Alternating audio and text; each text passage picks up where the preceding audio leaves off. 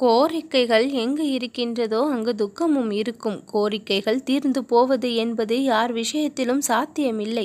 தும்பிகளின் கூட்டம் போல் கோரிக்கைகளும் மிக அதிகமாக பிறந்து கொண்டே இருக்கும். கோரிக்கைகளால் துன்பமே ஒழிய லாபம் கிடைக்காது. சப்தத்தால் கவரப்பட்டு மான், ஒளியால் கவரப்பட்டு விட்டில் பூச்சி, பரிசத்தால் கவரப்பட்டு யானை, வாசனைக்கு கவரப்பட்டு சர்ப்பம் உயிரிழப்பதுண்டு. ஒரே ஒரு ஆசையை உடைய இந்த எண்ணற்ற ஆசைகளை உடைய மனிதர்கள் எப்படி இன்பம் அனுபவிக்க முடியும்? விசித்திரம் என்னவென்றால், இந்த ஆசைகளுள் நிரந்தரமான இன்பத்தை அளிக்கவல்ல ஆசை ஒன்று கூட கிடையாது. இது தெரிந்தும் கூட கோரிக்கைகளின் பின்னால் ஓடுவது அஞ்ஞானமே அல்லவா?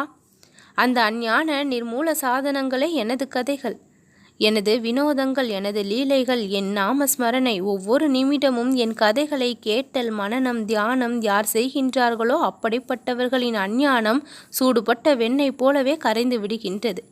அவித்தியை எல்லாம் துன்பங்களுக்கு மூலம். நல்லதே நடக்கும்.